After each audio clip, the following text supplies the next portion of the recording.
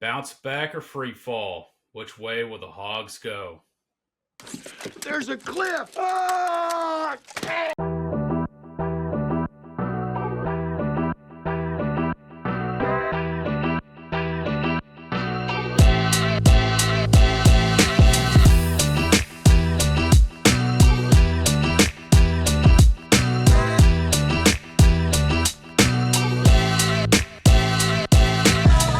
Welcome into the Gravity Design Lab studio. Let's get into the show.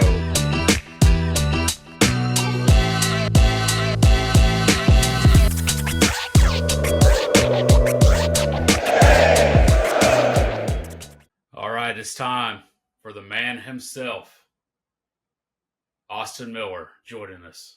Yeah. How's it going? So, last week was not ideal. What are your overall thoughts of the Oklahoma State game?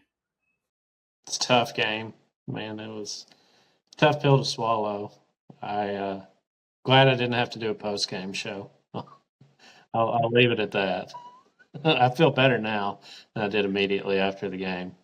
Yeah, that was rough. I mean, anytime you hold the Heisman caliber running back to under 50 yards in a full game plus 2 overtimes, I mean, what are we doing here? You know? I mean, honestly, they did we kind of made the joke last week like it was going to be a rough week for him, but it'll probably do good every other week. I mean, that could legitimately happen. I think they did pretty much everything perfect on him. He had that touchdown in overtime. Other than that, he did virtually nothing. So, I mean, that's the most you could hope for. Yeah, I mean, he was basically taken out of the game. It was pretty crazy. And the defense looked great. I mean, there were good things about the game. Defense looked great. Offense looked good. They just couldn't finish a drive in the second half. I think Pitt was saying something about Green was tired, and so some of those plays that were some of the turnovers and some of the things that were like, "What are you doing?" He was tired, which he looked sick on the sideline. I saw a couple of like cutaway shots.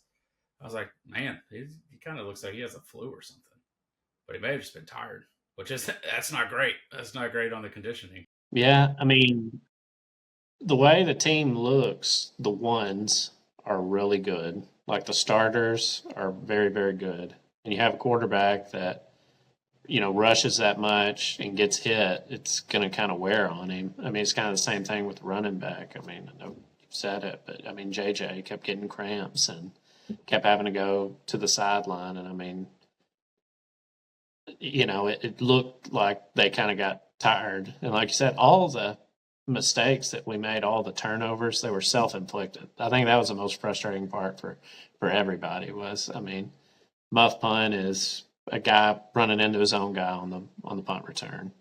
It's a pitch where the running back drops it. It's dropped snaps that weren't over snapped or anything. They were catchable snaps. So, I mean, it was all self-inflicted stuff that hurt us. And I think that's the toughest pill to swallow because whereas there's been some games in the past to where it felt like we were with them the whole game and then they make the plays to beat us at the end. It felt like we gave this game away instead of like a team overcoming it. So I think that was the toughest part, which is good news and bad news because like I think that means this team is better, but at the end of the day, we still lost, which sucks. Yeah, that's a tough pill to swallow. Like you said, I mean, that's the age-old tale, Arkansas versus Arkansas. I mean, it's crazy. But there was, like we said, there was some good stuff. Andrew Armstrong looked great. I mean, he had over 160 yards receiving, no touchdowns. Green looked good. I mean, the only thing that worried me a little bit about him is when he had time in the pocket, he looked like he could make plays, whether it was throwing or running. But if you had to be rushed, that was when things kind of didn't look as good. Passes were missed, sacks were given up. The interception, he got hit as he was throwing it. I feel like he's just got to be a little quicker. But, yeah, I mean, overall, 700 yards of offense, basically. It's hard to complain about that other than the self-inflicted stuff. Yeah, I agree. It's a new day though coming in this next week with UAB. I think everything I'm seeing, I think our running back room is going to have a big day as long as everybody can. It's the key is the bounce back. How do you respond to the adversity? That's what we were talking about last week. Was they didn't have any adversity at all to respond to. So what are they going to do now that they have? They got punched in the mouth. They tried to fight back, but I think their conditioning was what ultimately let them down at the end this last week. But the self-inflicted stuff has got to get cleaned up. You can't have the same blocker run into your return man 2 different times in one game. Like, get away. He called for a fair catch. Back away at that point. I think that's fixable. I mean, this is the nice thing about all that stuff. It's all fixable stuff. I mean, you can change up how your guys are blocking down the field when there's a fair catch being called. Plus, I mean, it was probably a little different for them. That stadium is very close. It's not 100,000 people in there, but it's very close. It might have been difficult to hear. It is a new team, so they had to deal with crowd noise. I mean, that's fixable. Same thing with the exchanges and catching snaps. And I mean, it's the good news is it's all fixable, but they still got to go out and they got to execute and they got to do it. Yeah, absolutely. I mean, and hopefully they'll turn it around. And even the like conditioning stuff, like maybe you slow the game down a little bit to where they don't. Which Talon, like you said, that pressure was getting to him, so he had to use a lot more energy, effort than maybe he should have had to. And I'm wondering if we get a Patrick Kudus back or something like that we can help kind of once those linemen start getting tired, we can have some kind of depth there, some more depth to roll of that top end depth. So I think it's all fixable.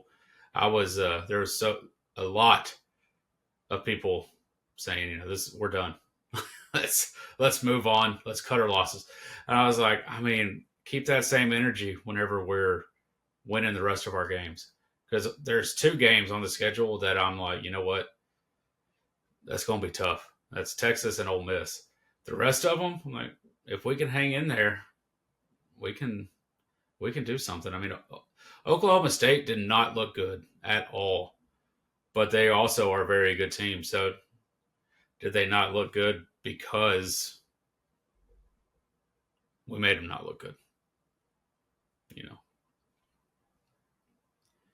But let's cut to the chase.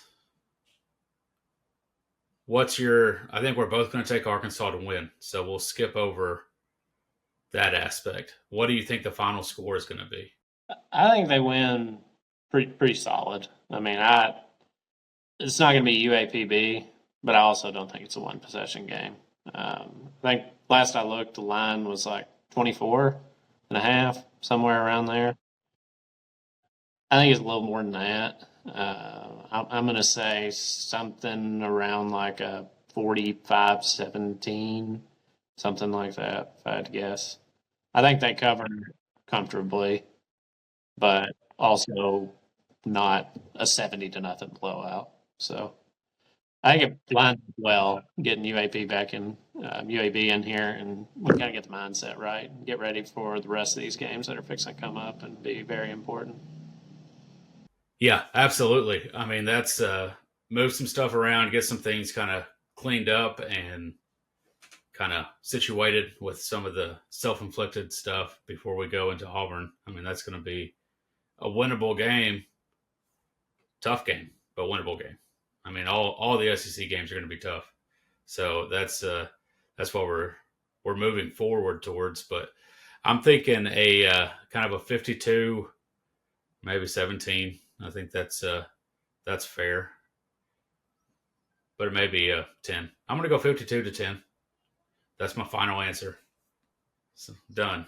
I think we're going to locked it in. That's where we're locked. So we'll say that. What about total offensive yards? I think it'll be less than Oklahoma State. But the reason I think it's going to be less is because I think we'll kind of have the same benefits that Oklahoma State had last week, which is they got to work on a couple short fields. I think we'll get some turnovers on our end, score some touchdowns off of them, and I would say 450 yards. That's my guess. I'd say it's going to be pretty even as far as passing and running is distributed. I'm hoping that, like you said, we can get a couple of the other running backs in. I know Dominion didn't play much. I feel like he's the number 2 guy when he gets healthy and right. I think they said they haven't really put the ball in his hands because they want to get him practicing more. So hopefully he gets some more work in because I think he's the true 2 behind JJ. I think JJ's the guy, but I think it'll be Dominion after that, and I'd like to see him get some work. So hopefully a little less on JJ, a little more on the backup running backs, and I think Dominion's that guy when it rolls around, and he'll be the number 2. Yeah, I think so too. I think we'll see a 100-yard game for JJ. I've dubbed him Jaquindon. Just give me the rock, Jackson. I think he'll get a 100-yard game, but then that may come in the first half, and then we'll see. Hopefully, our dub, and then I'd love to see some Braylon Russell, and I want to see some more Hill because he didn't hold up his to what I think he can do, especially when it was him that dropped the wheel route, right? That the Patton and Bobby Petrino wheel route. Yeah, it was him. I feel like I was underthrown, but it was definitely him that got stopped on 4th down. I mean, he was the guy in there that got it. I think. Again, that just kind of goes towards if JJ had been in there, could it have been different? But should, could have, would have, Right. I mean, you go down that road. Broden should have caught that touchdown pass that 2 plays before we threw a pick 6. So you could go down that road, but it would have been a great catch.